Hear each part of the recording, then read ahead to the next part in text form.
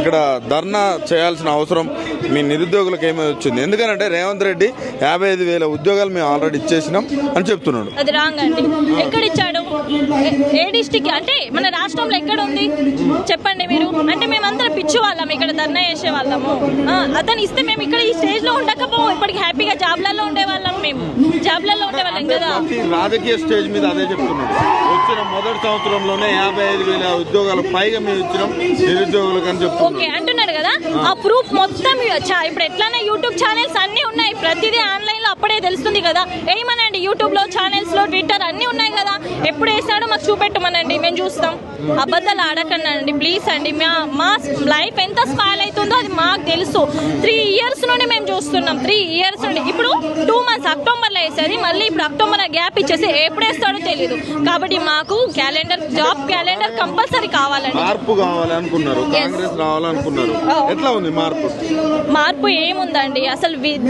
Main అంటే ఒక సామెత ఉంది కదా, అంటే ఏమంటే నేటి బాలలే రేపటి పౌరులు, కానీ వాళ్ళు పౌరులనే నాశనం చేస్తున్నారండి. ఇక్కడ ఏం లేదు. విద్యా సంస్థ డెవలప్ అయితే కానీ మన ఇండియాలో ఎలాంటిది డెవలప్ కాదు. మెయిన్ ఇండియాలో ఎడ్యుకేషన్ మోస్ట్ ఇంపార్టెంట్ అండి. ప్రతి జాబ్ క్యాలెండర్ కొద్దీ ఎలా ఇప్పుడు జూన్ 2కు జాబ్ క్యాలెండర్ వేయాలి, అదొకటి వచ్చేసిందండి.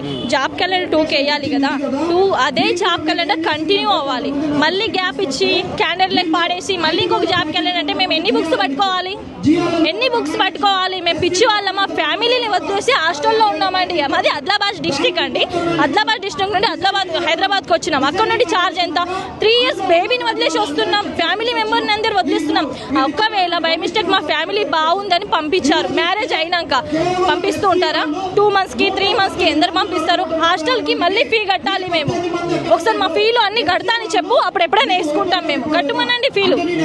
ఆ రోజు మీతో కొంతమంది మేధావులు కూడా, ఆగ్నూరు మురళి కావచ్చు, కోదండరామ్ కావచ్చు, రియాజ్ సార్ కావచ్చు, వీళ్ళందరూ కూడా మీకోసం ఆ రోజు మీతోటి మార్పు రావాలి అని ఉన్నవాళ్ళు.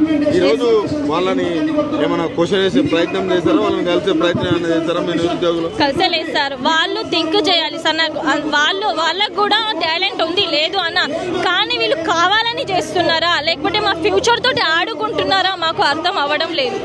అదే అర్థం. క్వశ్చన్ మార్క్ అక్కడే. ఎందుకు ఇలా మా ఎడ్యుకేషన్ గురించి ఇంతలా తిప్పలేదు? తిరిగి అక్కడికి వస్తుండు, మళ్ళీ తిరుగుతుండు అక్కడికి వస్తున్నారు. అంటే మేము అంత పిచ్చి వాళ్ళమా? ఇవాళ డిఎస్సి కోసం ప్రిపేర్ అయితే మళ్ళీ ఆర్ఆర్బి అని పెట్టేస్తాడు. ఇది చదవాలి, అది చదవాలి. అదే మేము చదువుతాం. ఒకసారి నువ్వు మా ప్లేస్లో ఉంటే ఎగ్జామ్ రాసి చూడండి. ప్రతి ఎగ్జామ్ మీరు రాసి క్వాలిఫై అయితే మేము సెల్యూట్ కొడతాం. మేము ఒకసారి మా ప్లేస్లో ఉంటే ఎగ్జామ్ రాయమనండి. నేను అదే అడుగుతున్నాను.